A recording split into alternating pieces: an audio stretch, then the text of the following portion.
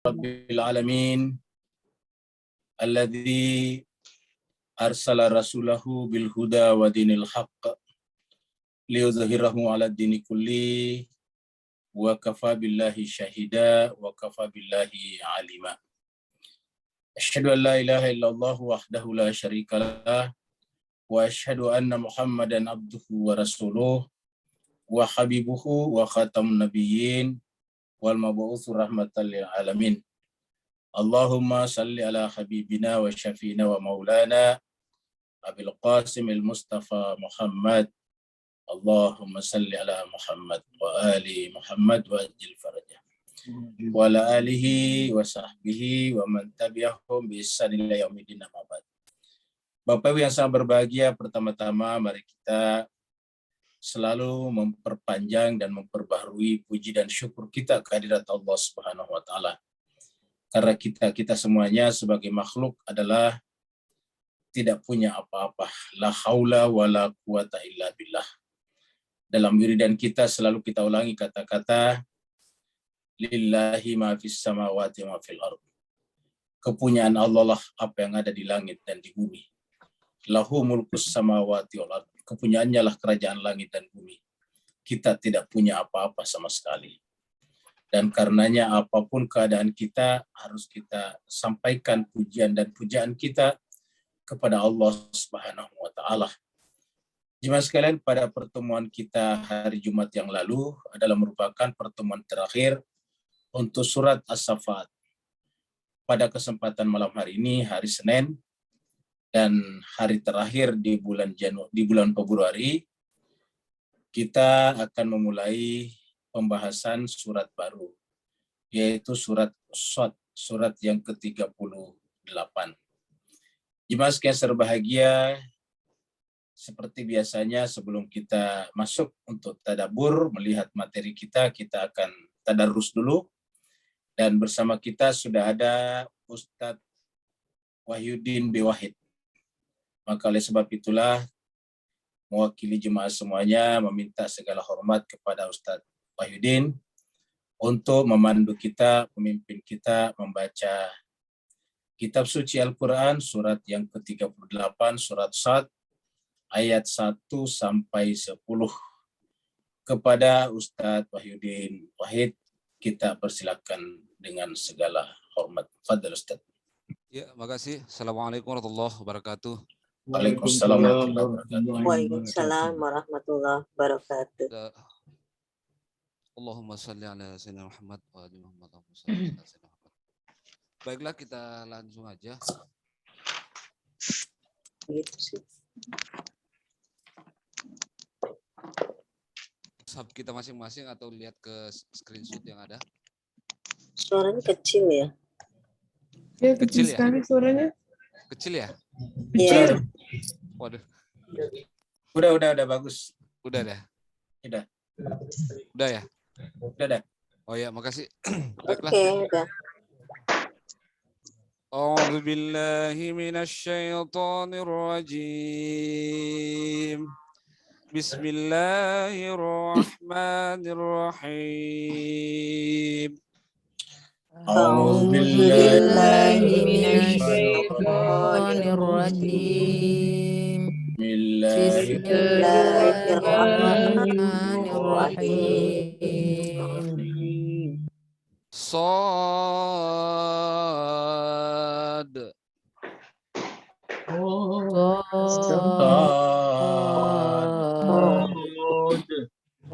والقرآن ذي الذكر والقرآن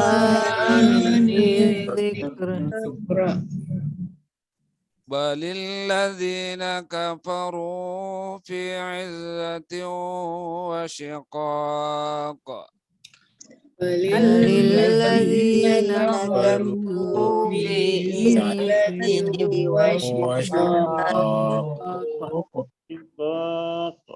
كم أهلكنا من قبلهم من قرن فنادوا ولا تحين مناص كم أهلكنا من قبلهم من من فناء مناص وعجبوا أن جاءهم منذر منهم وقال الكافرون هذا سحر كذاب وعجبوا أن جاءهم منذر منهم منهم وقال الكافرون هذا ساحر كذاب أجعل الآلهة إلها واحدا إن هذا لشيء عجاب أجعل الآلهة إلها واحدا إن هذا لشيء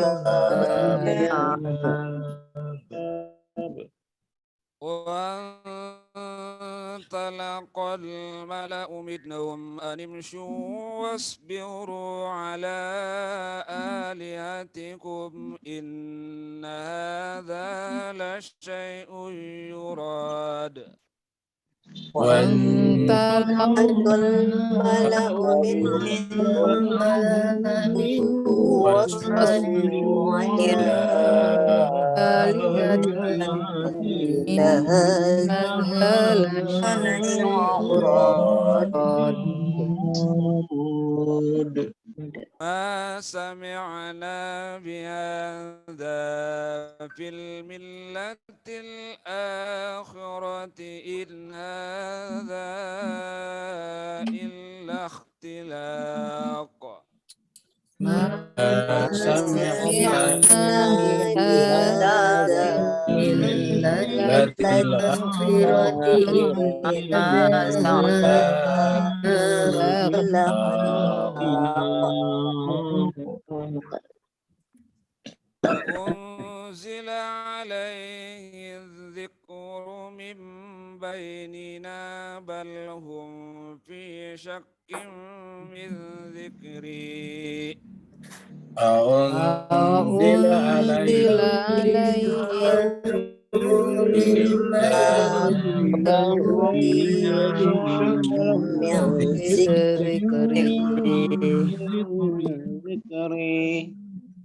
بل لما يذوقوا عذاب بل لما يذوقوا عذاب أم عندهم خزائن رحمة ربك العزيز الوهاب أم عندهم خزائن رحمة ربك العزيز الوهاب أم لهم ملك السماوات والأرض وما بينهما فليرتقوا في الأسباب أم لهم ملك السماوات والأرض وما بينهما فليرتقوا في الأسباب صدق الله العلي العظيم صدق الله العلي العظيم اللهم صل وسلم وزد وبارك على رسول الله وآله الأطهار على رسول الله وآله الأطهار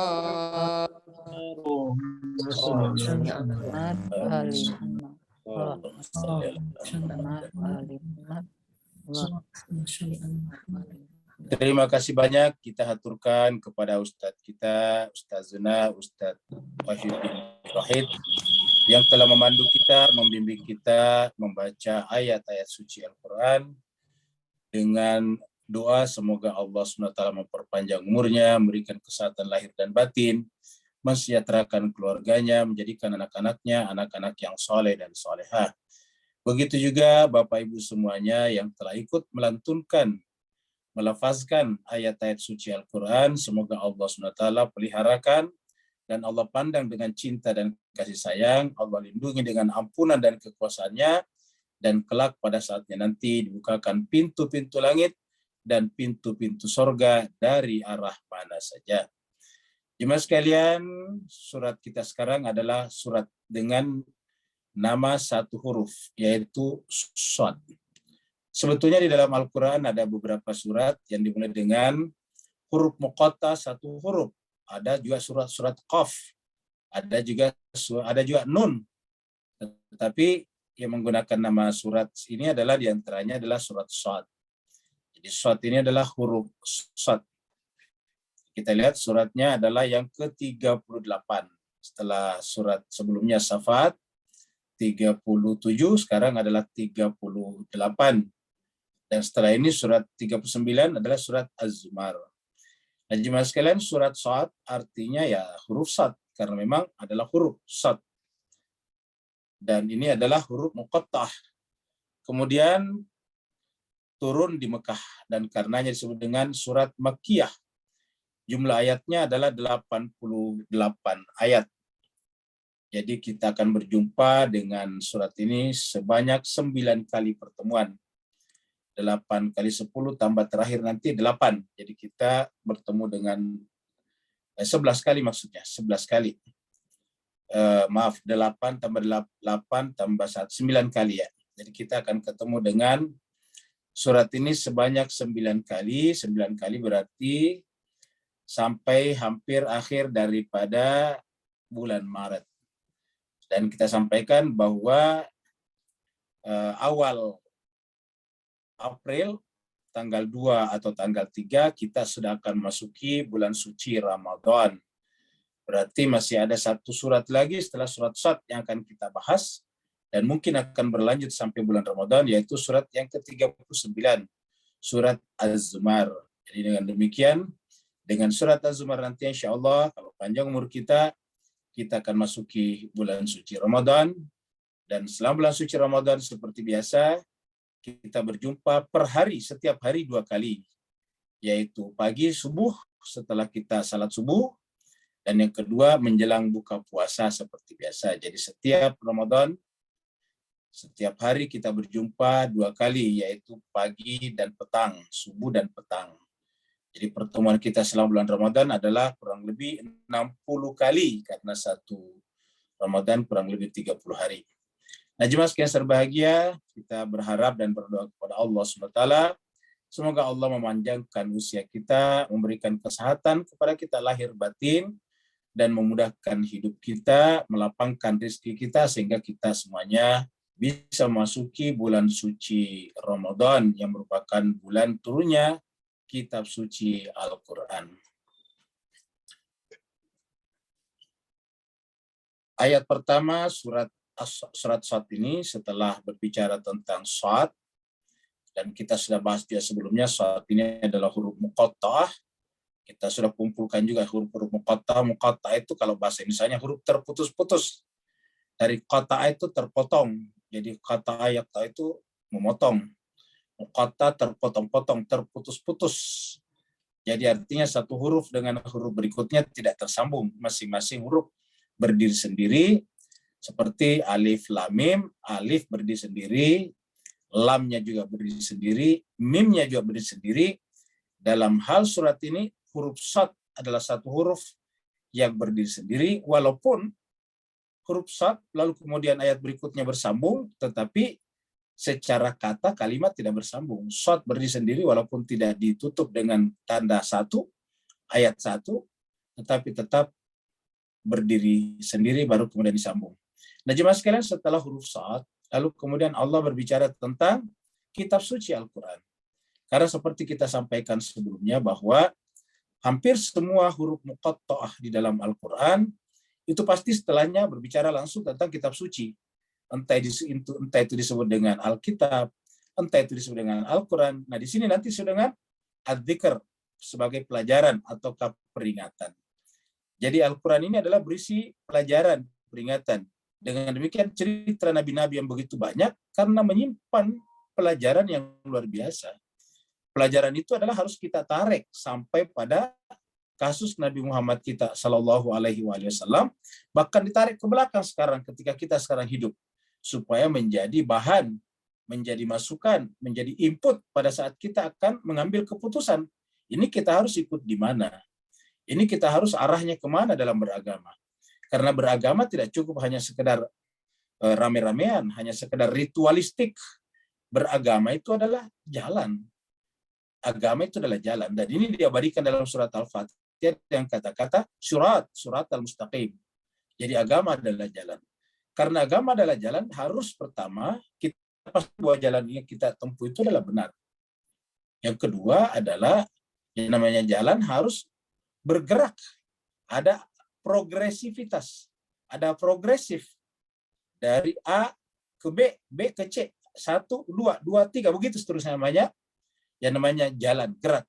Itulah sebabnya diabadikan dalam surat Alam Nashrah dikatakan fa'idha faragta fansab. Begitu selesai satu harus bergerak lagi.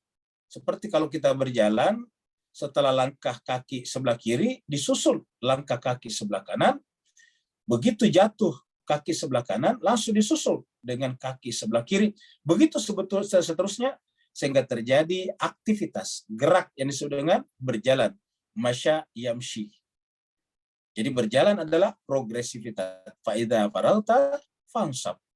Setelah satu selesai, harus bergerak lagi kepada gerak berikutnya. Ke arah mana? Ke arah kesempurnaan. Sehingga asumsinya semakin lama kita berjalan, semakin mendekati kesempurnaan. Gerak yang tak pernah berhenti inilah yang disebut dalam bahasa Inggris dengan continuous improvement.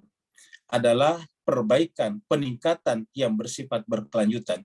Improve-nya ke arah mana? Menuju kepada kesempurnaan. Nah, jemaah sekalian berbahagia, ini Allah berfirman, Bismillahirrahmanirrahim, Shad. Jadi Bapak Ibu lihat di sini, biasanya kan kalau alif lam mim berdiri sendiri. Ya, Yasin juga berdiri sendiri. Tapi kita lihat Shad ini tidak berdiri sendiri. Shad ini bersambung ke sini nih. Ya. Shad baru wal Qur'anil dzikri. Inilah yang menyebabkan sebetulnya terjadi persilang pendapat berkenaan dengan jumlah ayat dalam Al-Quran. Kenapa? Ya ada penulis mushaf tertentu yang memasukkan Shad ini sebagai satu ayat tertentu. Sebagaimana alif lam mim berdiri sendiri. Dan beberapa huruf muqatta' juga berdiri sendiri. Tetapi di beberapa surat yang ada muqatta'nya juga ada yang tidak berdiri sendiri. Termasuk di dalam surat Shad ini. Jadi Shad ini tidak berdiri sendiri, dia bersambung di satu ayat. Jadi Shad sampai ke sini adalah satu ayat. Jadi Bismillahirrahmanirrahim, Shad.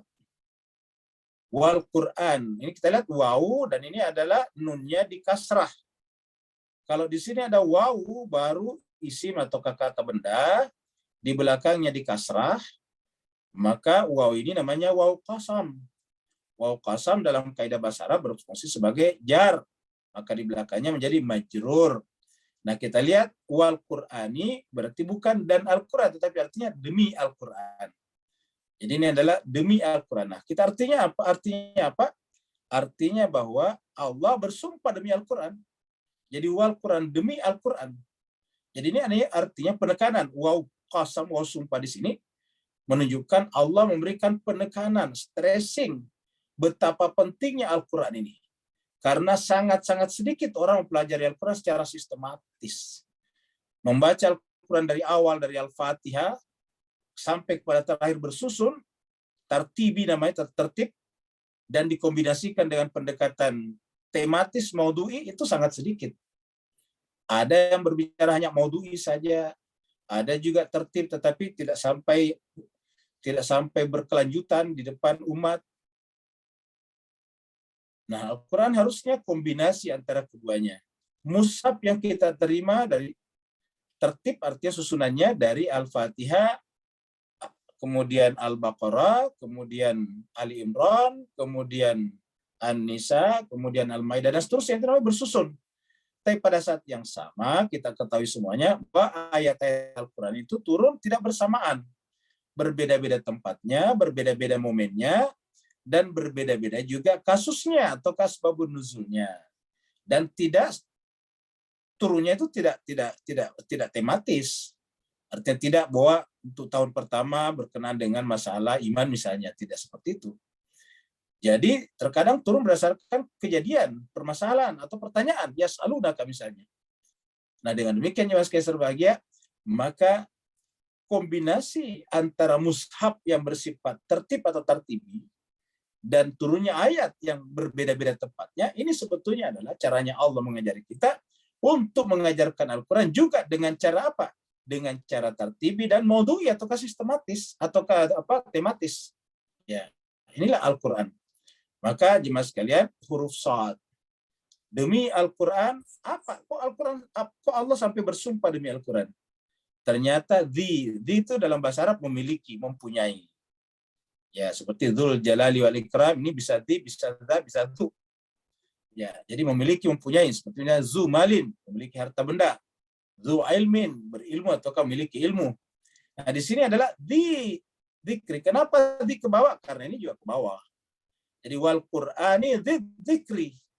Demi Al-Qur'an yang memiliki, yang mempunyai, yang mengandung, ya, yang melekat padanya di dalamnya adzikr, yaitu peringatan, pelajaran.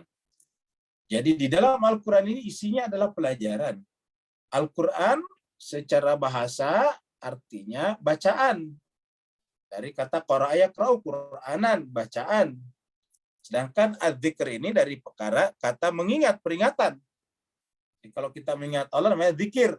Allah mengatakan fadhkuruni adzkurukum. Ingatlah kepadaku, aku pun akan ingat kepadamu. Jadi ini adalah peringatan. Apa namanya peringatan? Peringatan itu artinya sesuatu yang kita sudah tahu sebelumnya. Jadi apa hubungannya Al-Quran dengan kata peringatan? Yaitu bahwa semua yang ada dalam Al-Quran sebetulnya sudah ada secara laten.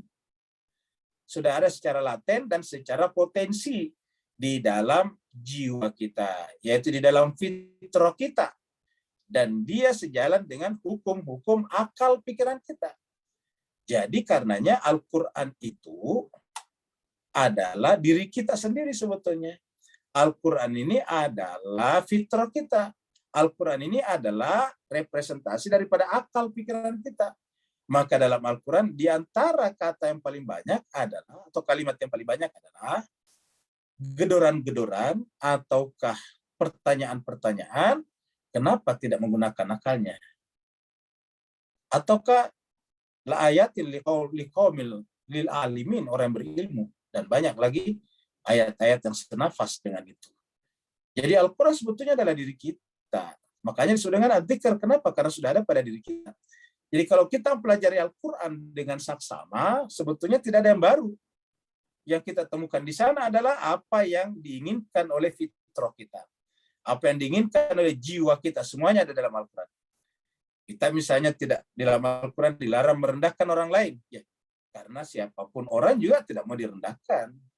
Tidak ada orang manapun yang mau dihinakan. Nah, Al-Quran mengatakan, jangan pernah menghinakan. Jangankan orang lain, bahkan patung-patung yang mereka sembah pun jangan hinakan. Karena kalau kamu menghinakan patung-patung yang orang lain sembah, nanti mereka akan menghinakan Allah SWT dengan penuh permusuhan dan tanpa pengetahuan. Ayatnya berbunyi, wala tasubbul ladzina yad'una min dunillah wa yasubbullaha adwan bighairi ilmin.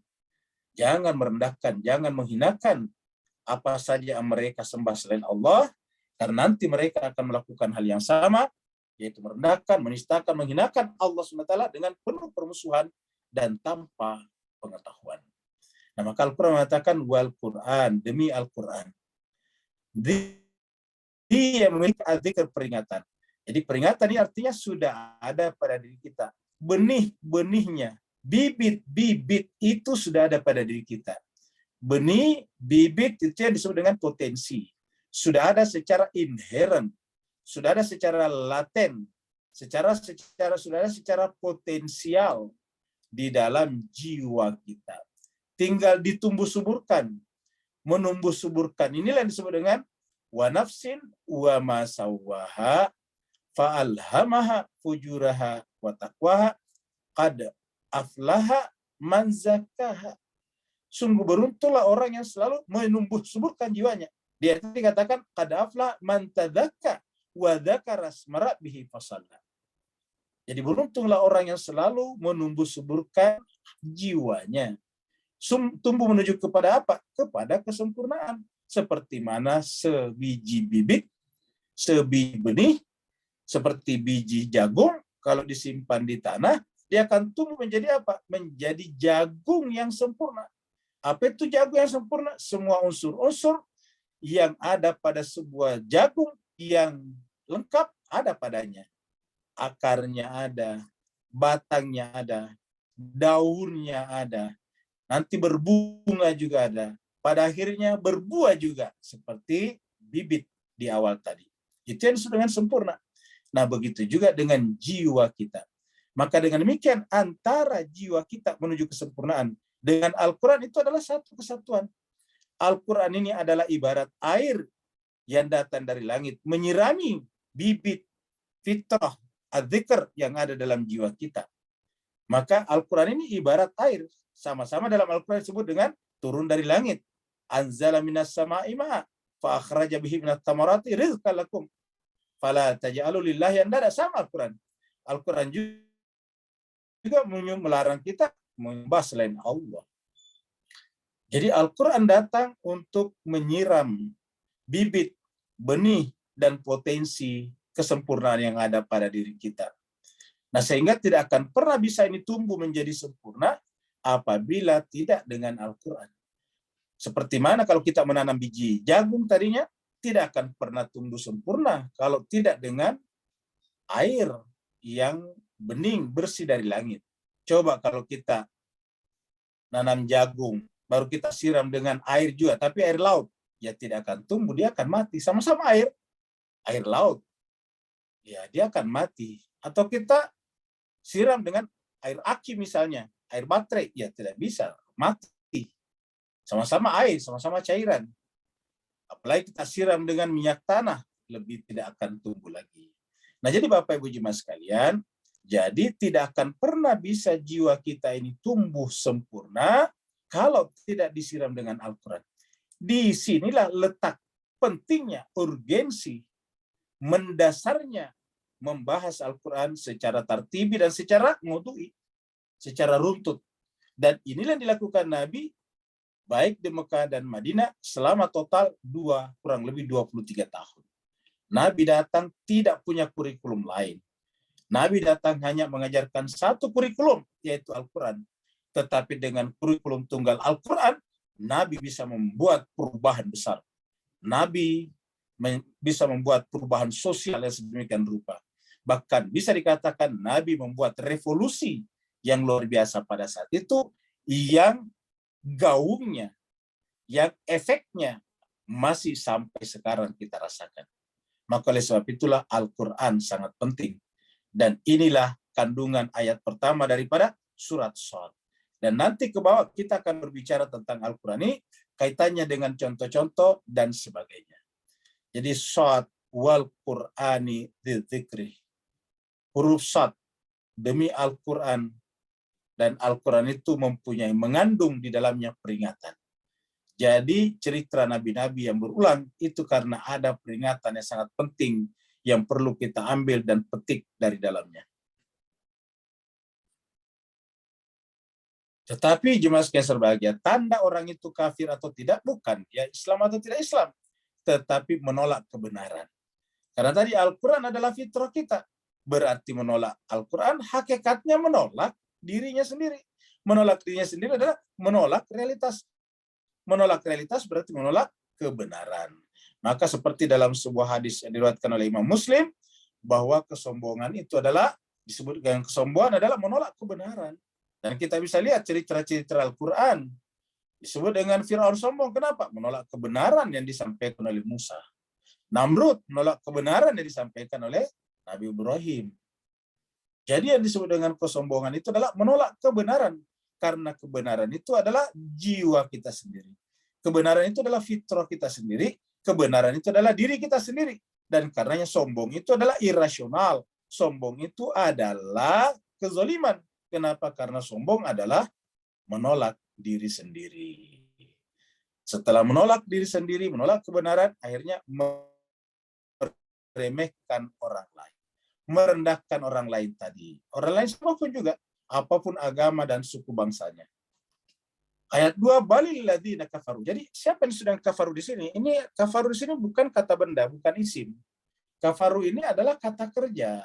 Ya, siapa saja untuk bahasa Arab mengetahui kalau kafaru ini adalah kata kerja. Ini namanya fi'il madhi bentuk jamak. Ya, ini madhi bentuk jamak, kafaru.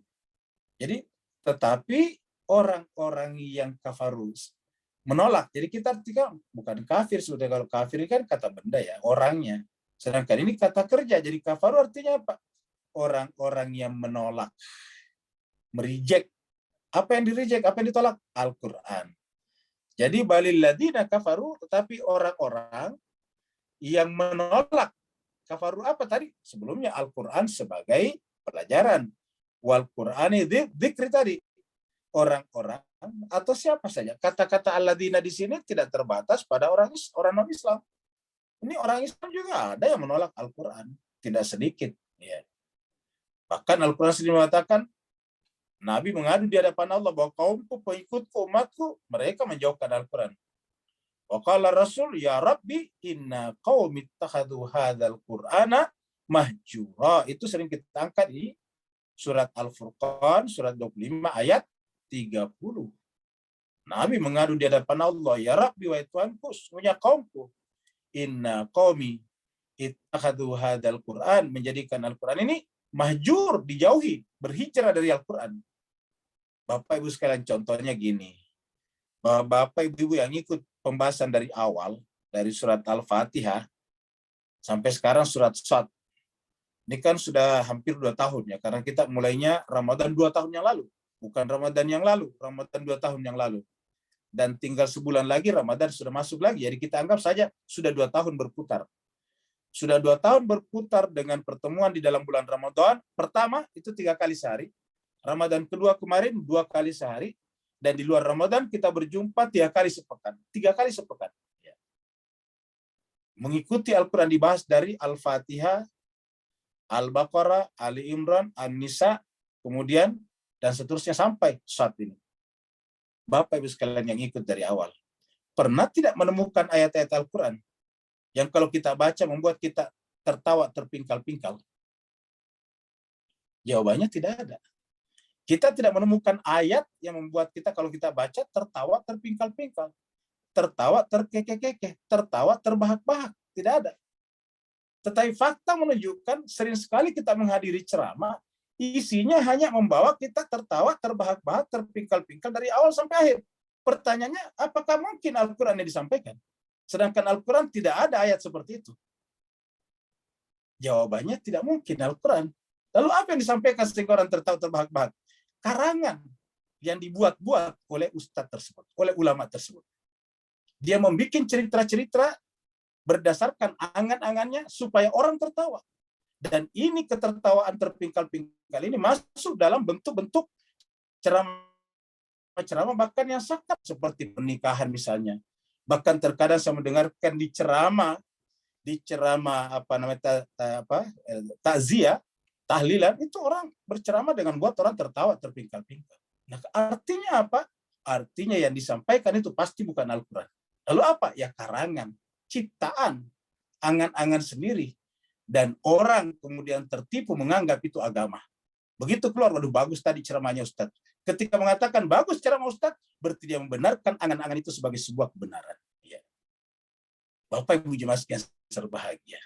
Disinilah sebetulnya kemudian agama Islam mengalami namanya deviasi, mengalami penyimpangan Sehingga orang yang menyampaikan agama bukan dilihat daripada materinya, tetapi dilihat dari pakaiannya.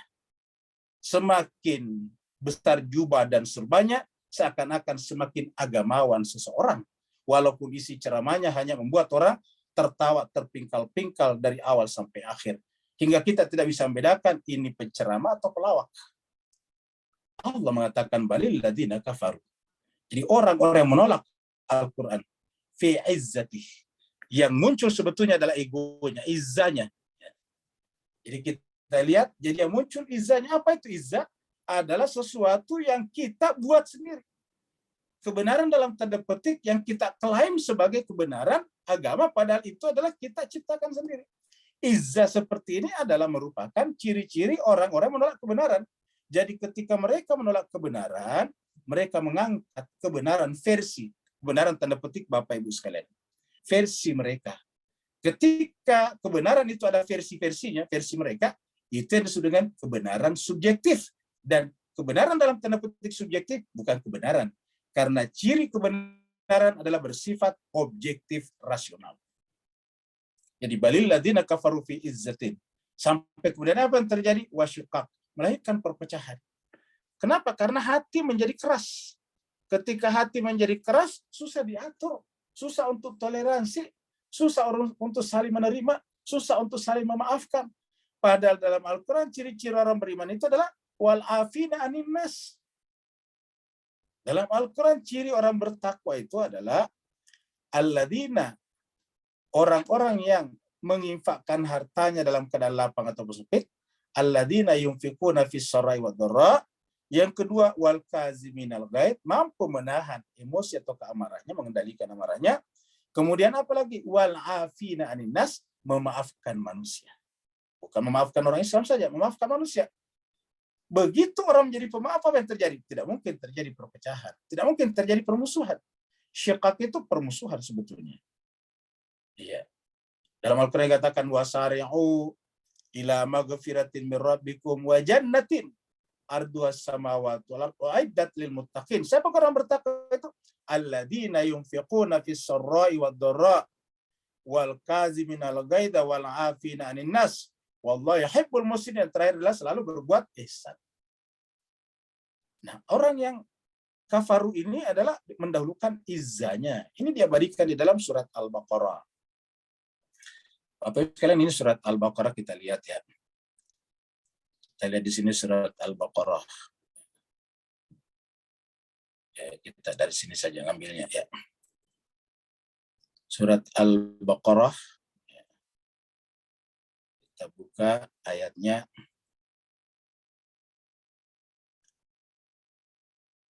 Kita mulai dari 200 dulu. Ini adalah jenis-jenis manusia. Nah, di sini ada kata-kata wa minan nasi ini. Faminan nasi. Jadi kita ambil di tengahnya. Ini kan ayat tentang haji sebetulnya. Ya. Faida kada itu manasikaku, manasik haji maksudnya. Nah, tapi kemudian di tengah-tengahnya ada kata-kata faminan nasi. Di antara manusia, maka di antara manusia. Man yakulu, ada yang berkata, Rabbana, wahai Tuhan kami, atina fid dunya, berikanlah kepada kami kejayaan di dunia, kejayaan material, kejayaan macam-macam di dunia. Nah, orang-orang yang hanya meminta kejayaan di dunia, wa ma lahu fil akhirat, tidak ada nanti bagiannya di akhirat, min khalaq. Nah, ini satu jenis manusia. Jadi jenis manusia pertama hanya menginginkan, mengangankan kebaikan dan kesejahteraan dunia saja. Popularitas duniawi, kesejahteraan duniawi, dan tidak pernah menengok ke akhirat. Ini adalah jenis manusia pertama. Kemudian berikutnya, wa minhum, tapi di antara manusia ada juga mayyaqulu, ada yang berkata, Rabbana atina fid dunya hasanah wa fil akhirati hasanah wa qina adzabannar. Nah, ada dua, yaitu selain mereka memiliki dunia, juga menengok ke akhirat. Jadi dunia baginya adalah kendaraan atau jembatan menuju ke akhirat. Sehingga doanya adalah Rabbana atina fid dunya hasanah. Ya Allah, karuniakanlah kepada kami di dunia hasanah, kebahagiaan, kebaikan. Wa fil akhirah, dan begitu ya nanti di akhirat hasanah. Wa qina adzabannar, dan jauhkanlah kami ya Allah, peliharalah kami dari azab api neraka. Jadi itu adalah dua jenisnya. Kemudian Ada lagi jenis ketiga di sini. Ya, ini yang ketiga. Wa minan nasi, dan di antara manusia, may yu'jibuka qauluhu fil hayati dunya. Di antara manusia ada yang membuat kamu takjub, membuat kamu akan mengikuti pembicaraan-pembicaraannya, seminar-seminarnya, webinar-webinarnya. Kalau berbicara tentang apa? Dunia, karena memukau. Wa minan nasi may yu'jibuka qauluhu fil hayati dunya. Dan di antara manusia ada yang membuat takjub hati kamu. Dalam hal apa? Qauluhu, ceramah-ceramahnya berkenaan dengan fil hayati dunia, dalam kehidupan dunia. Wa yushhidullah ala ma fi qalbi, dan mereka membawa agama, membawa Allah untuk berbicara tentang dunia, sampai mereka mempersaksikan di dalam hatinya kepada pendengarnya bahwa demi Allah yang ada dalam hatinya adalah kebaikan agama. Wa yushhidullah ala ma fi qalbi.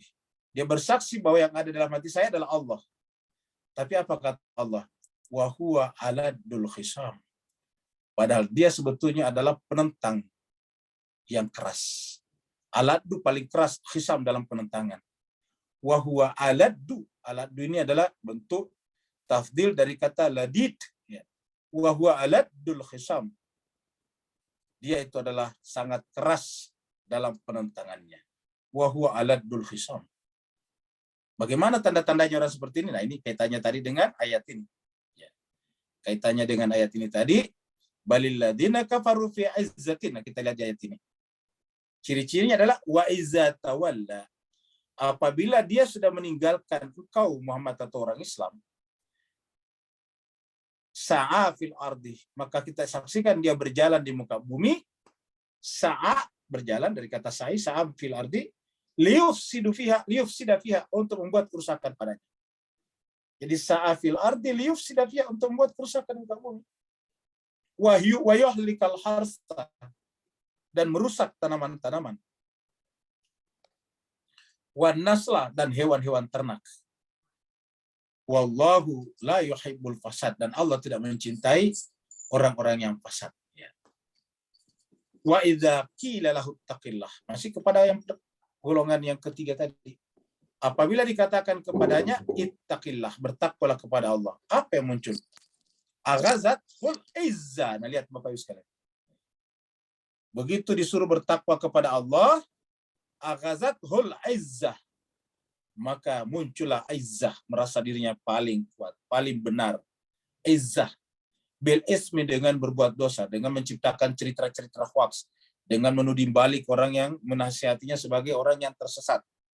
Aghazathul izzatu bil ithmi, maka orang seperti itu langsung muncul izzahnya. Perhatikan kata al-izzah di sini, sama tadi di sini. Ya. Bapak Ibu bisa lihat di sini. Ya. Walil ladzina kafaru fi izzatin. Jadi artinya apa? Orang seperti ini adalah orang jenis ketiga tadi, yaitu membawa agama untuk kepentingan dunia. Ya, agama dipakai, tetapi isinya tadi karangan-karangan. Karena bagi mereka semakin tertawa terpingkal-pingkal orang, semakin senang, dan karenanya mungkin ya semakin laku. Nah, Bapak Ibu jemaah sekalian berbahagia, Allah mengatakan, wa idza qila lahu taqillah.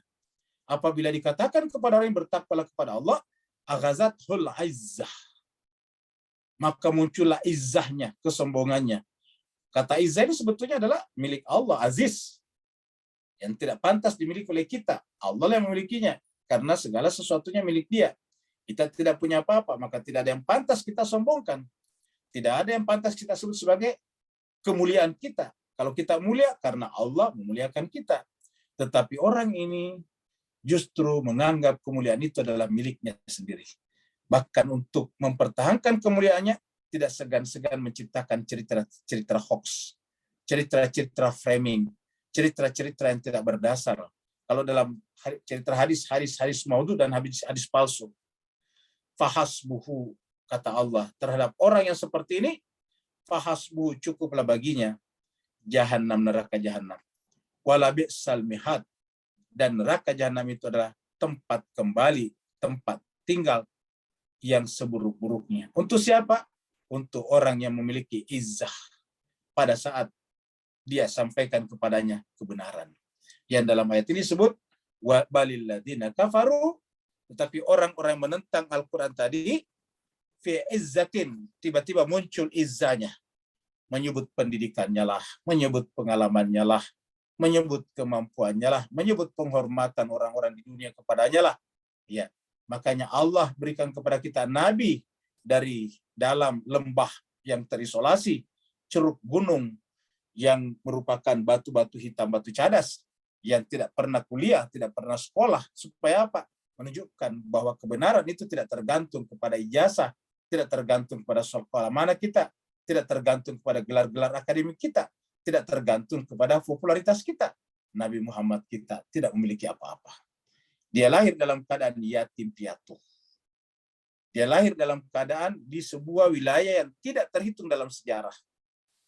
Tetapi kemudian dia bisa menyampaikan kebenaran. Apa sebabnya? Kebenaran tidak bergantung kepada apapun. Kebenaran tergantung kepada kebenaran itu sendiri. Sebagaimana cahaya diketahui bukan melalui perantaraan cahaya lain, tapi cahaya diketahui melalui cahaya itu sendiri. Balil ladzina kafaru fi izzatin wa syiqaq. Mereka orang-orang yang menolak kebenaran itu, Al-Qur'an itu menunjukkan kesombongannya. Wa syiqaq, dan permusuhannya. Jemaah sekalian berbahagia, setelah kemudian Allah memberikan petaka kepada mereka, lalu kemudian baru minta tolong. Padahal jemaah sekalian berbahagia, terkadang permintaan tolong itu sudah terlambat.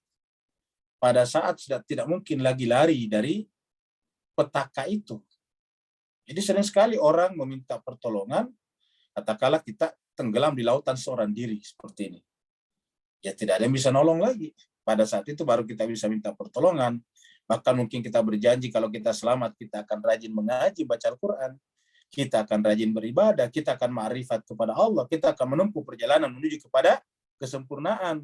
Tetapi sayang, seribu sayang, sudah terlambat.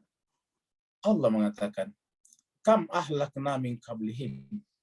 Apakah mereka tidak memperhatikan berapa banyak ahlakna yang telah kami binasakan sebelum mereka min qablihim. Min karnin, yaitu generasi-generasi. Kita artikan ini generasi-generasi. Min karnin ini kurun, generasi-generasi. Betapa banyak generasi, berapa banyak umat, berapa banyak kaum yang telah kami binasakan sebelumnya. Kalau sudah orang per orang, ya sudah lebih jelas lagi, karena setiap kita pasti akan meninggal dunia. Tapi kenapa disebut dengan karn, generasi, komunitas? Kenapa? Karena yang namanya generasi, yang namanya kaum, yang namanya komunitas, itu membangun peradabannya, membangun kehidupannya secara sistematis, secara baik, secara teratur.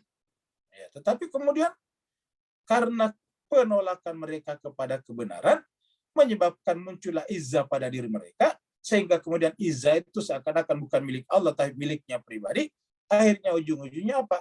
Berakhir dengan kebinasaan. Ahlakna, kami membinasakan mereka. Nah, pada saat momen kebinasaan itu terjadi, momen petaka itu terjadi, fanadaw, baru mereka berseru.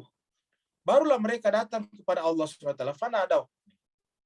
Barulah mereka berseru. Ya.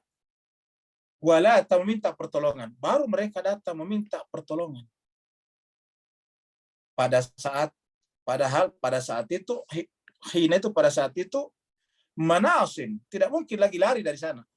Jadi pada saat itu sudah masuk kategori manas. Manas artinya tidak mungkin lagi lari. Sudah terperangkap. Ya. Jadi mereka meminta pertolongan pada saat tidak mungkin lagi mereka lolos dari pertolongan itu. Umatnya Nabi Lut, kaum Sodom, pasti pada saat mereka digempur oleh batu-batu berapi, pasti pengen sadar dan menyesali penolakannya kepada Nabi Lut. Tetapi hina manas, pada saat itu waktunya sudah tidak tepat. Kaumnya Nabi Nuh, pada saat datang air bah dan akan tenggelam dalam renangnya, baru menyadari bahwa ternyata air itu semakin lama semakin naik dan menutupi gunung-gunung. Barulah mereka menyesal. Coba seandainya ikut kepada Nabi Nuh. Tetapi hina manas, pada saat itu waktunya sudah terlambat. Tidak mungkin lagi lari daripada itu. Betapa banyak orang kemudian selama ini tidak memperhatikan kematiannya, justru selalu seakan-akan heran kalau ada orang yang cepat mati, yang bersangkutan sendiri tidak pernah memperhatikan kematiannya, lalu kemudian pada saat kematian itu benar-benar akan datang padanya, baru kemudian pengen sekali diperpanjang umurnya, minta doa kemana-mana, tetapi tidak bisa lagi. Hina manas, pada saat itu sudah tidak bisa melepaskan diri, tidak bisa lagi lari dari kematian. Banyak orang seperti itu.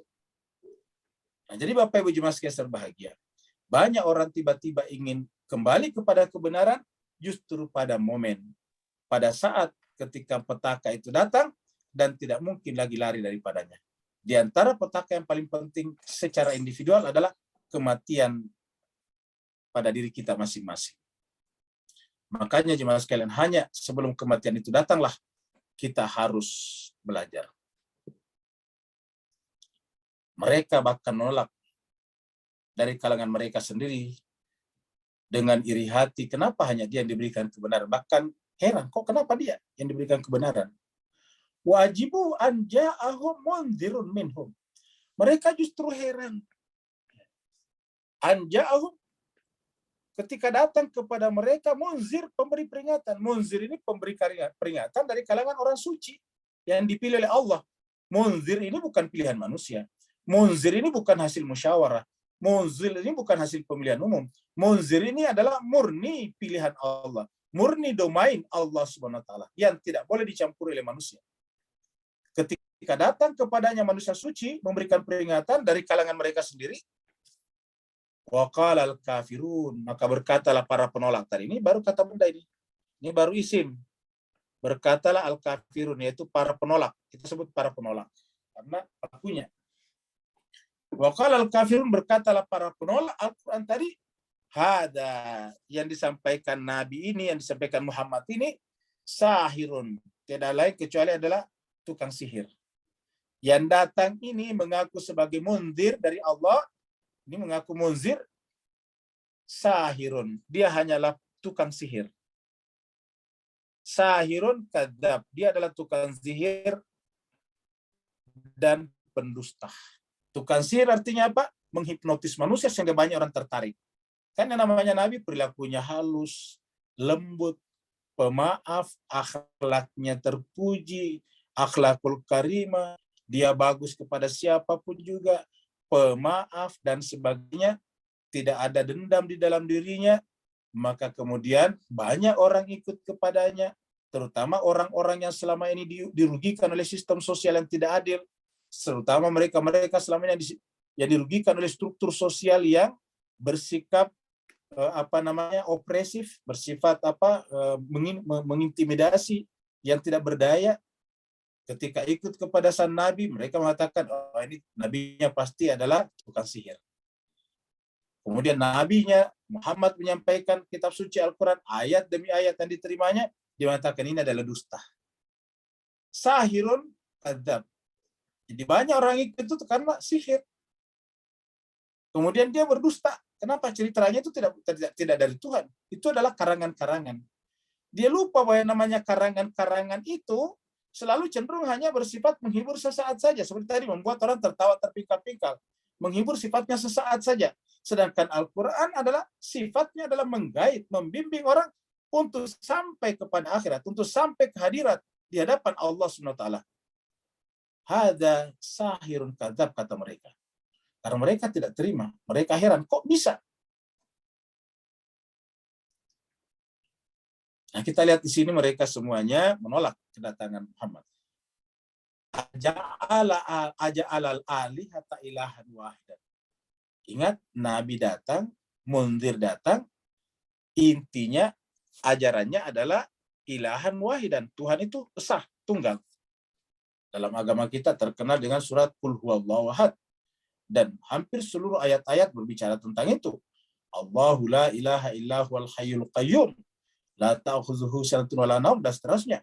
Itulah berbicara tentang keesaan Allah. Ilahukum ilahun wahidun. Ya. Jadi berbicara tentang keesaan Tuhan.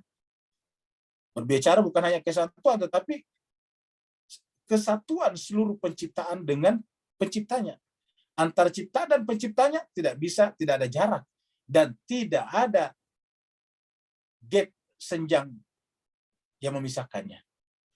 Setiap ciptaan selalu berjalan atas kerja-kerja, jejak-jejak daripada penciptanya. Sehingga ada satu kesatuan antara ciptaan dan penciptanya yang tidak pernah bisa terputus.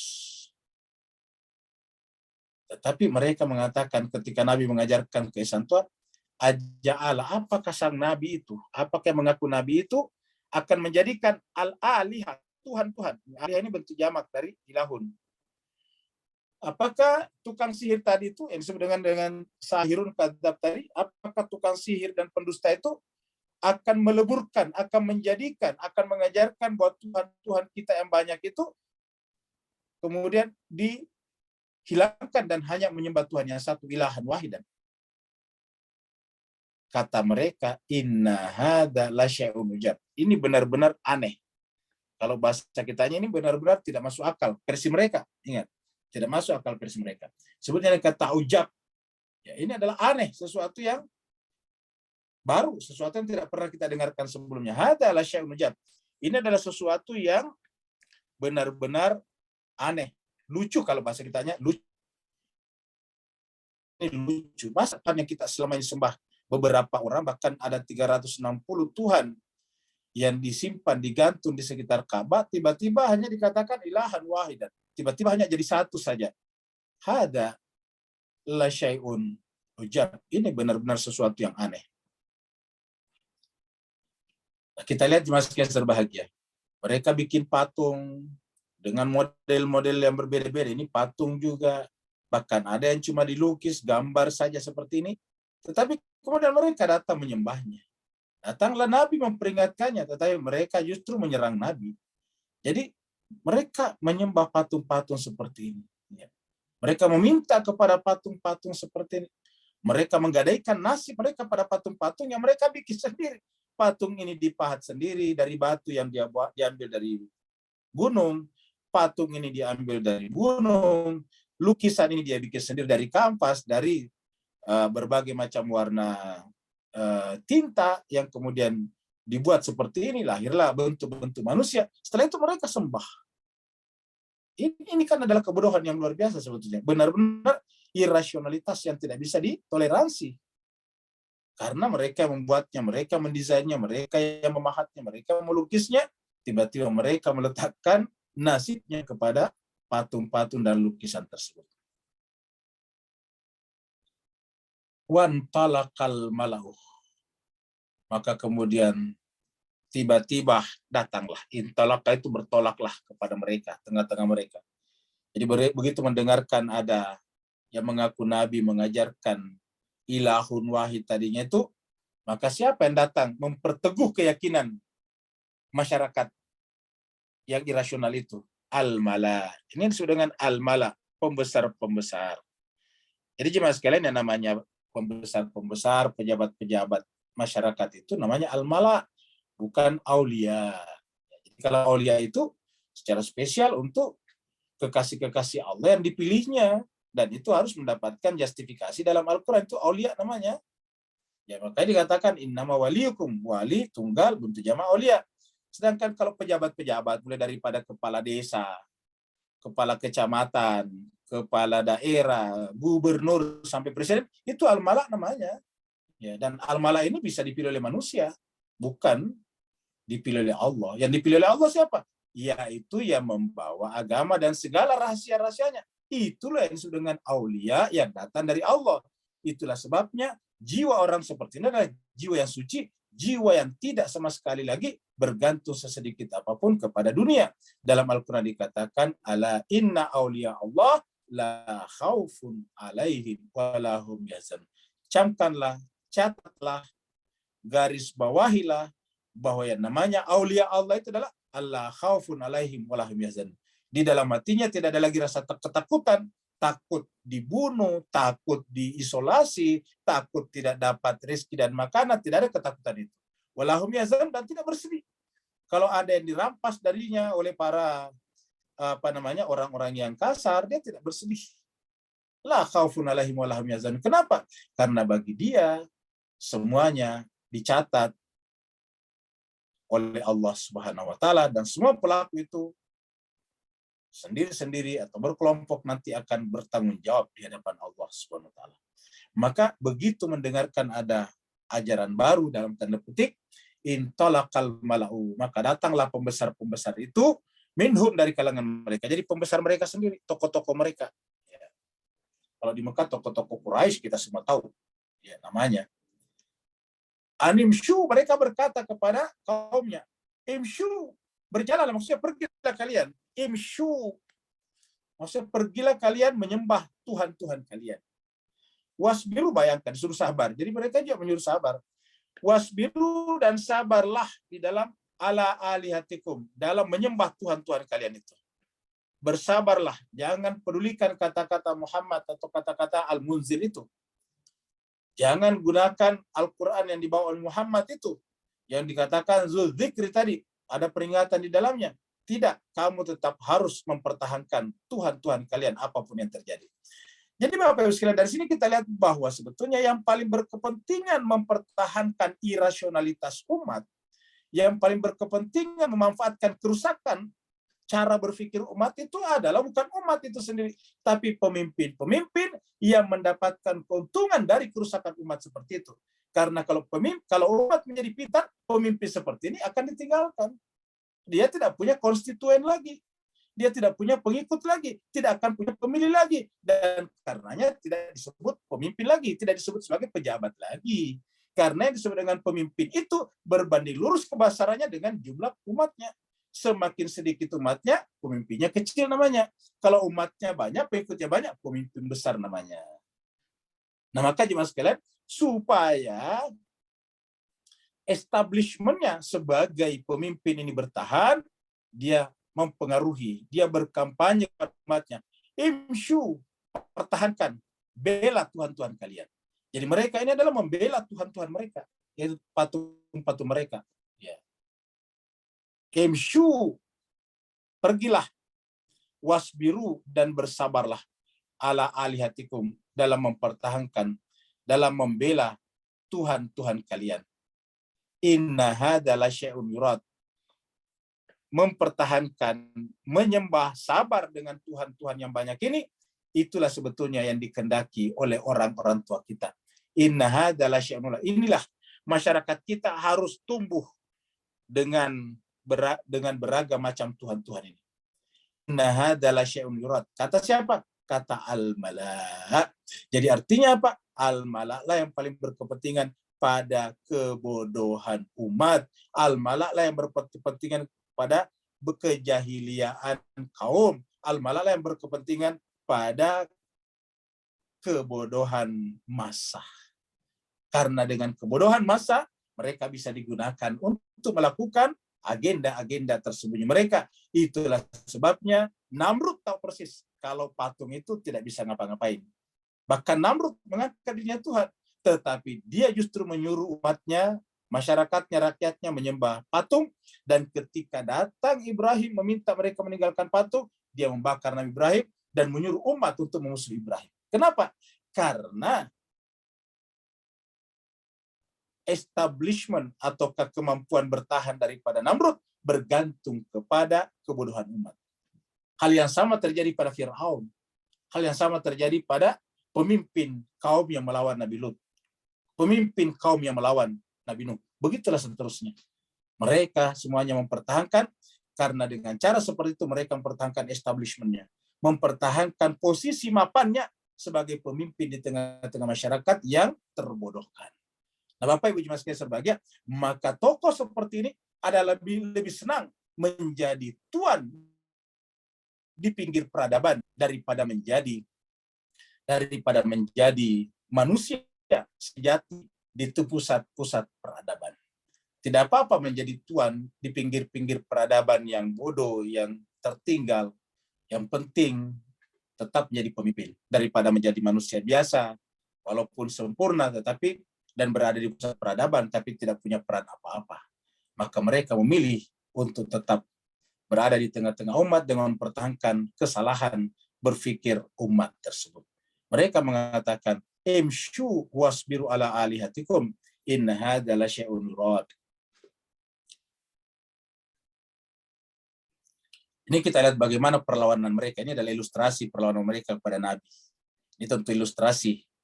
Nah, mereka menentang Nabi yang datang mengingatkan mereka supaya mereka, umat ini tetap aman menyembah patung-patung mereka. Ma sami'na bihadza fil millatil akhir. Kata mereka, kami tidak pernah mendengar ajaran seperti ini. Yang dimaksud biasa di sini ajaran Nabi tadi, ajaran Al-Munzir tadi. Fil millah, di dalam millah. Jadi millah itu ajaran agama sebetulnya. Jadi mereka juga percaya ada millah. Tapi millahnya mereka millah paganisme. Millah mereka adalah penyembah berhala. Mereka juga menyebut millah. Jadi millah itu adalah sebuah agama yang sistematis. Entah dari langit, entah dari bumi.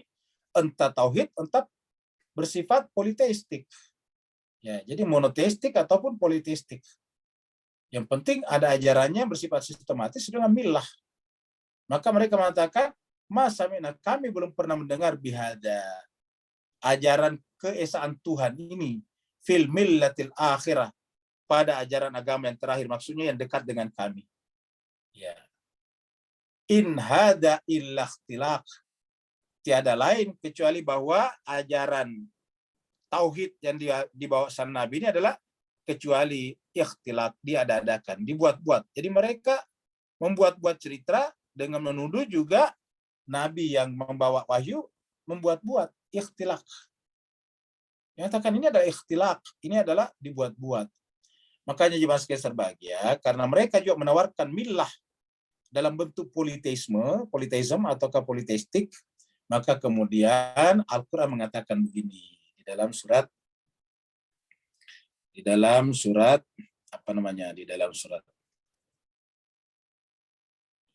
Ali Imran, ya. Surat Ali Imran. Sayangnya nggak bisa jalan ini.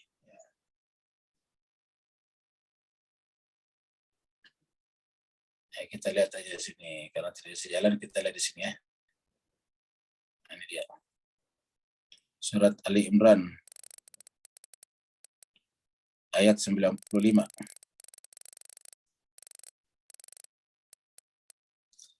Qul, katakanlah Muhammad, sadaqallah, Allah itu benar. Karena Allah benar, fattabi'u millata Ibrahim.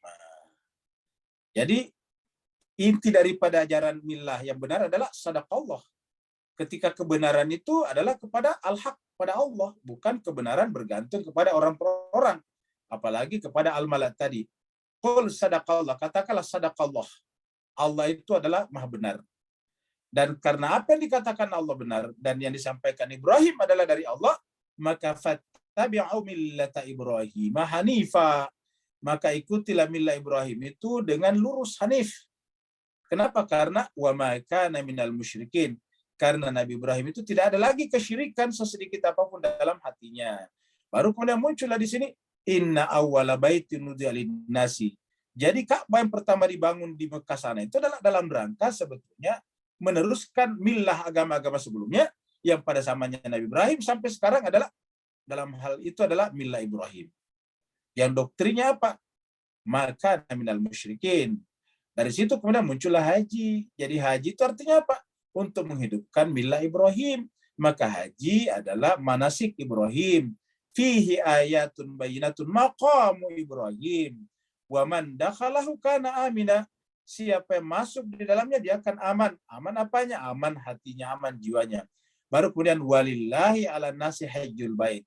Baru adalah kewajiban bagi Allah, bagi manusia untuk berhaji ke Baitullah. Karena dengan berhaji ke Baitullah, dia menghidupkan millah Ibrahim. Apa inti millah Ibrahim? Menjadi linnasi imama. Makanya Allah mengatakan siapa yang tidak mengikuti millah Ibrahim, memperbodoh dirinya sendiri. Seperti yang bisa kita lihat di dalam surat Al-Baqarah ini. Ya.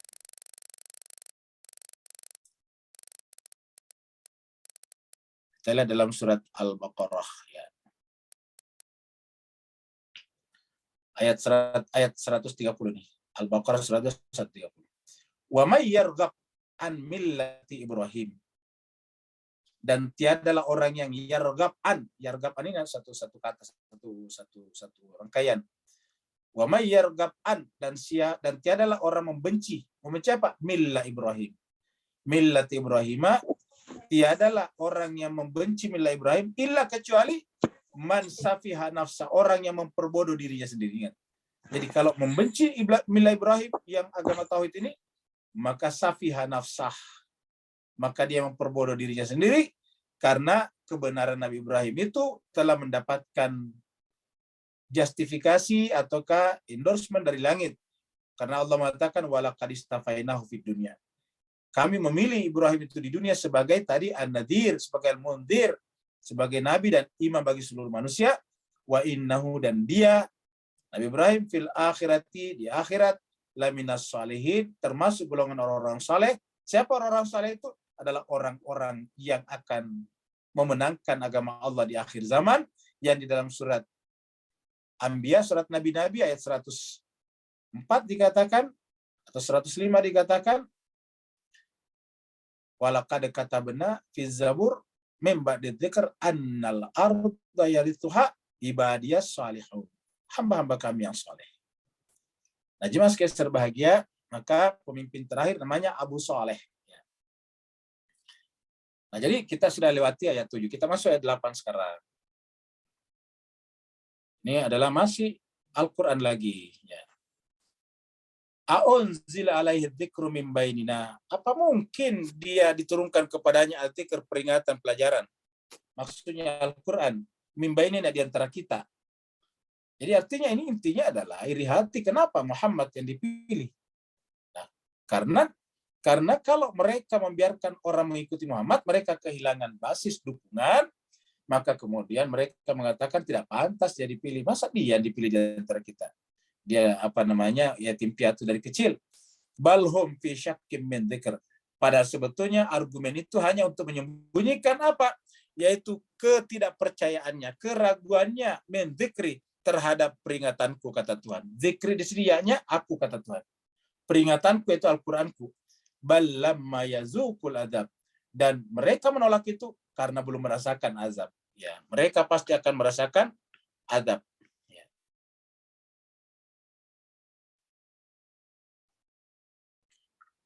Kemudian Allah menceritakan tentang perbendaraan alam semesta. Am indahum, apakah mereka itu ada? Apakah di sisi mereka para pemimpin menolak kebenaran tadi itu mereka memiliki khazainu rahmati rabbik, memiliki khazanah rahmat daripada Tuhan Al-Azizil Wahhab, Tuhan yang Maha Perkasa, Maha Mulia, lagi Maha Al-Wahhab, pemberi, Maha Dermawan. Allah mengatakan dalam ayat 10, ya ini juga adalah memperlihatkan memperlihatkan alam semesta yang mengembang. Ya. Am lahum mulkus samawati wal ardh. Ataukah apakah mereka memiliki kerajaan langit dan bumi? Maksudnya apakah mereka itu para pemuka-pemuka tadi yang menentang Nabi atau Al-Quran memiliki berkuasa atas kerajaan langit dan bumi? Kalau berkuasa saja hanya sekitar di lingkungannya, bagaimana bisa memiliki kekuasaan terhadap kerajaan langit dan bumi? Ya, tidak, mereka pergi ke bulan saja tidak pernah, pergi ke matahari apalagi, gimana bisa? Amlahum mulkus samawati wal ardh wa ma bainahuma, dan apa yang ada di antara keduanya. Falyartaqu fil asbab. Kalau memang dia berkuasa atas alam semesta, langit dan bumi, maka cobalah mereka mengunjungi pojok-pojok kekuasaannya. Namanya berkuasa kan bisa pergi kemana-mana. Kalau dia berkuasa langit dan bumi berarti bisa pergi kemana-mana. Maka falyartaqu, cobalah mereka mendatangi fil asbab, seluruh pojok-pojok alam semesta dengan menggunakan hukum-hukum sebab akibat itu, fil asbab. Ya. Datang mencari sebab-sebab, pertama mencari semuanya awal akhirnya alam semesta ini, fil asbab. Falyartaqu fil asbab. Jawabannya tidak akan mungkin. Jadi pengakuan kita ini adalah raja, kita ini adalah penguasa, semuanya makhluk, itu adalah kesombongan. Kembali tadi kepada rasa izzah. Padahal innal izzata lillahi jami'a. Yang namanya izzah itu adalah milik Allah semuanya, dan tidak ada izzah yang berhak menjadi milik kita. Nah, mudah-mudahan Bapak Ibu sekalian, ayat 1 dan 10 ini satu mengajarkan kita bahwa untuk ma'rifat kepada Allah, untuk berjalan menuju kepada Allah sebagai yang maha sempurna, syaratnya adalah satu, mengikuti panduan kitab suci Al-Quran. Karena di dalam Al-Quran itu berisi adzikr, pelajaran-pelajaran. Pelajaran yang paling penting adalah pelajaran ma'rifat kepada Allah. Yang kedua, kalau kita ingin memulai perjalanan itu, syarat pertama dan utama lagi adalah tidak boleh ada izzah, tidak boleh ada merasa berkuasa, merasa memiliki ini dan itu, merasa saya ini kan sekolahnya ini, saya ini kan ilmunya seperti ini, saya ini kan lulusan ini, tidak boleh. Karena siapa memiliki izzah atau seperti itu, berarti izzahnya adalah diklaim untuk dirinya sendiri, padahal innal izzah walillahi izzata lillahi jami'an. Tidak ada izzah kecuali milik Allah Subhanahu wa taala. Maka ketika merasa punya izzah, berarti dia mengklaim milik Allah sebagai miliknya, dan itu adalah perampasan hak Allah. Dan ini adalah dosa besar. Dan karenanya ini disebut dengan egoistik. Orang yang ego adalah orang yang pasti akan menentang kebenaran. Karena orang yang egoistik selalu parameter tolok ukur kebenarannya adalah yang baik menurut pribadinya saja. Begitu bertentangan dengan pribadinya, dianggap salah. Padahal kebenaran itu adalah kebenaran yang cocok bagi siapa saja yang berpikir tenang, rasional, dan objektif. Terima kasih banyak atas perhatian Bapak Ibu semuanya. Semoga Bapak Ibu semuanya senantiasa terbimbing oleh Allah SWT untuk memahami ayat-ayat suci Al-Quran, dan kita semuanya sama-sama berjalan semakin mendekat kepada Allah sampai nanti kita benar-benar dipanggil kembali kepadanya. Yang mau bertanya dipersilakan. Ya. Assalamualaikum warahmatullahi wabarakatuh, Ustadz, Bapak Ibu Waalaikumsalam semuanya. warahmatullahi wabarakatuh. Ada 4 penanya, Ustadz, hari ini, malam ini. Sebelumnya saya mau mengingatkan lagi bahwa pada hari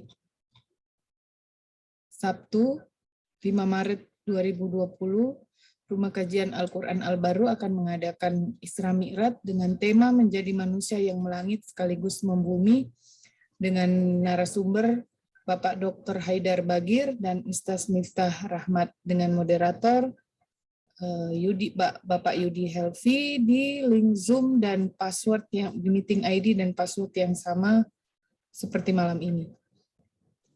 Ya, selanjutnya Ustadz, ada 1, 2, 3, 4 penanya. Silahkan Ustadz. Baik, Bapak Ibu sekalian berbahagia, mari kita ikuti pertanyaan-pertanyaan berikut ini. Pertanyaan pertama dari Dani, Mas Mardani. Kita pertanyaan dari dulu, seperti Zelensky yang terlambat menyadari terlanjur pasukan Rusia udah masuk ke negaranya. Betul. Dan negara sudah terlanjur rusak. Ini untuk memperbaiki kembali negara yang seperti ini butuh waktu berpuluh-puluh tahun. Jadi artinya negara dibangun berpuluh-puluh tahun dengan tenaga, dengan ini. Tapi karena kesombongan, karena keengganan untuk berdialog, akhirnya kemudian lahirlah seperti ini. Ya, tentu juga Rusia juga mengalami kerugian yang luar biasa. Kalau kita baca berita itu, satu hari Rusia pengeluarannya sampai 278 triliun rupiah kalau dirupiahkan. Jadi pengeluaran satu hari di perang dari pihak Rusia 278 triliun. Jadi artinya namanya perang itu tidak ada yang baik sebetulnya. Makanya agama itu luar biasa Pak Bu sekalian ya. Al-Quran 30 juz ataukah 114 surat. Salah satu suratnya namanya surat musyawarah. Semuanya harus dimusyawarahkan. Dan kata musyawarah ini bukan hanya kita temukan dalam surat Asy-Syura, surat musyawarah, tapi kita temukan juga di surat lain seperti dalam surat Ali Imran. Semuanya harus dimusyawarahkan. Semuanya harus pendekatannya diplomatik namanya. Harus pendekatan bilateral minimal. Ya. Jadi pendekatan bilateral dan terutama lagi yang paling penting kalau bisa multilateral. Nah, ketika pendekatannya bersifat bersifat egoistik, ya udahlah seperti ini. Para pemimpin ini untuk mempertahankan kepemimpinannya, akhirnya kemudian negara menjadi rusak seperti ini. Ya. Nah, yang untung dia siapa di sana yang untung? Ya mereka-mereka yang ada di luar sana, misalnya NATO, Amerika. Kenapa? Ya negaranya tidak terlibat di sana. Padahal Ukraina korban seperti ini kan karena digosok-gosok sama Amerika dan NATO kan, untuk menjadikan negaranya sebagai pangkalan untuk berhadapan-hadapan dengan Rusia. Jadi yang rugi adalah mereka, masyarakat Ukraina yang rugi. Berikutnya dari Max, ya. Apakah orang-orang seperti Putin yang mengakui dan menyatakan Rahbar sebagai orang yang benar dan lain diikuti? Wah, ini di luar wilayah saya. Mas Kaiser bahagia karena kita hanya melihat orang dari luarnya saja. Jadi mengakui Rahbar juga kan, ya itu dari luar juga kan, berkepentingan juga dengan Iran. Terutama di dalam mempertahankan kepentingannya di Syria. Ya, ingat, pangkalan militer satu-satunya sekarang Suriah di luar wilayah Eropa Timur. Kalau di Eropa Timur ada, yaitu tadinya Ukraina, tapi kan kemudian Ukraina pemimpin pro Rusia tempo hari kan dikudeta oleh demonstrasi pro Barat yang kemudian disebut dengan kekuatan Nazi itu. Makanya sekarang Putin masuk ke Ukraina itu kan ada istilah apa? Istilah demilitarisasi dan denasifikasi. Jadi kekuatan-kekuatan Nazi yang di Barat ditentang, tetapi kemudian digunakan di Ukraina untuk melawan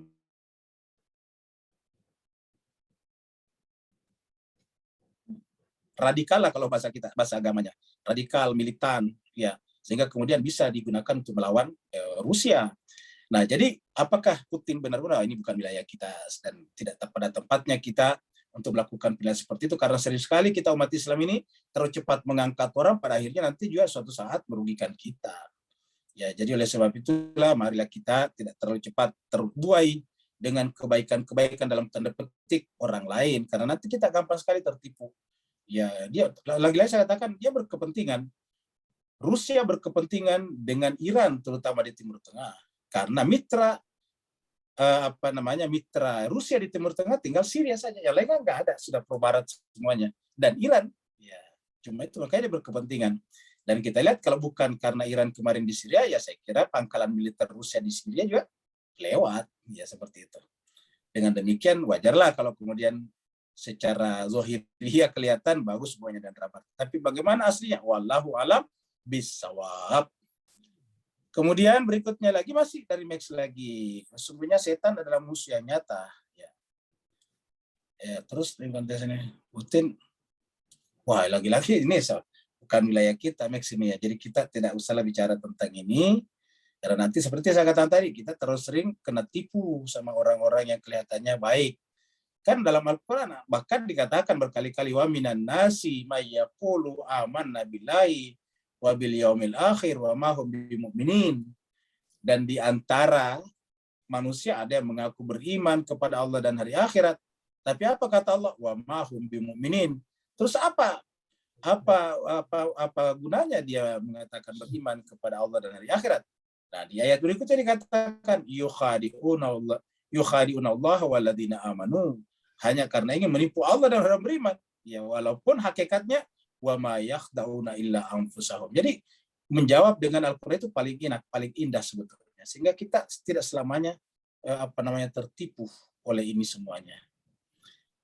Kemudian dari Bu Yasani Melda, artinya kita bisa melihat dari ciri-ciri pemimpin, guru yang sebanyak kita pilih dan ikuti. Yang utama adalah apakah ya yang pertama sekali yang pertama ada dua. Yang pertama kalau dalam konteks Islam ya tentu Al-Qur'an. Yang kedua adalah rasional, karena berkali-kali Al-Qur'an mengatakan afala taqilun. Bahkan Allah mengatakan dalam Al-Qur'an inna syarrad dawabi indallahi as-summul bukmul ladzina la yaqilun. Seburuk-buruk hewan melata, menggunakan kata hewan melata bukan hewan ternak. Kalau hewan ternak kan al-an'am, ini menggunakan kata-kata hewan melata. Ya. Inna syarrad dawab itu bentuk jamak dari dabbah. Inna syarrad dawabi indallah, seburuk-buruk hewan melata di sisi Allah adalah as-summun, yaitu orang yang budak, tidak mau lagi mendengarkan informasi selain daripada yang cocok dengan dirinya. Al-bukm, dan tidak mau lagi berdiskusi tadi. Tidak ada lagi diskusi, tidak ada diplomasi lagi, tidak ada musyawarah lagi. Siapakah mereka itu? Alladzina la yaqilun, yang tidak menggunakan akal pikirannya. Jadi rasional. Jadi kita lihat, kita sudah sampaikan bahwa sebetulnya kategori kebenaran itu dua macam. Yang pertama adalah objektif. Objektif kalau ada subjek dan ada objeknya. Rasional kalau murni berkaitan dengan penalaran.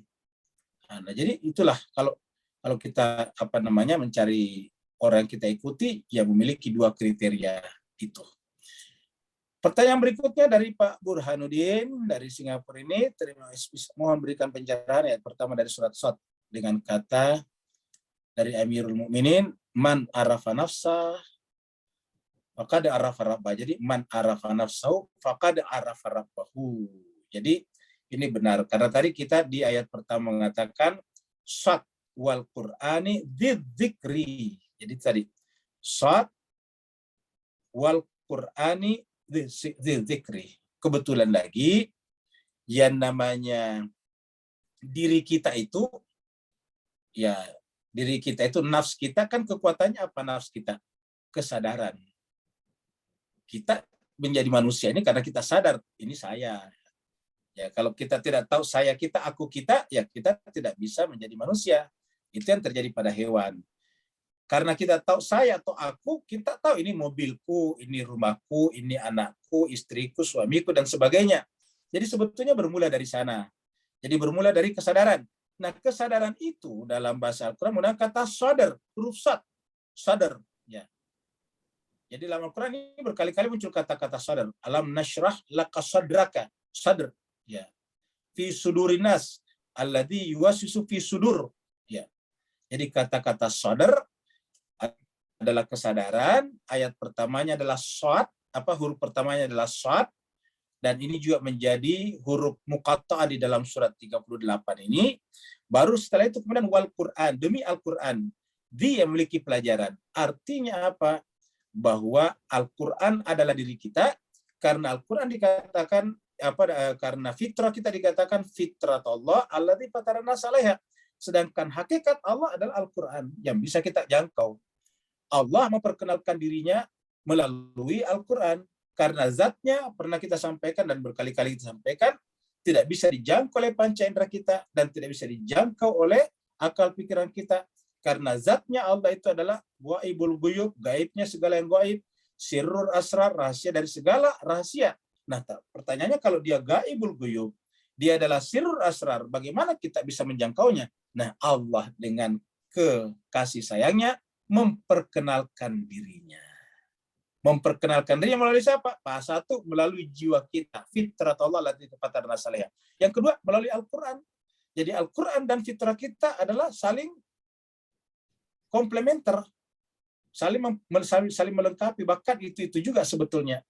Nah, itulah sebabnya kata-kata man arafa nafsahu faqad arafa rabbahu menunjukkan dua hal. Satu, siapa yang diam, tenang, hening, dan memikirkan siapa dirinya, terutama rahasia yang ada pada dirinya, yaitu kesadarannya, maka dia akan menemukan kebenaran. Satu.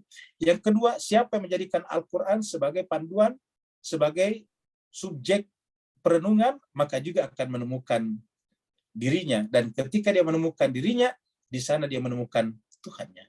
Man arafa nafsahu faqad arafa rabbahu. Siapa mengenal nafsnya, jiwanya, fitrahnya, sadarnya, faqad arafa rabbah.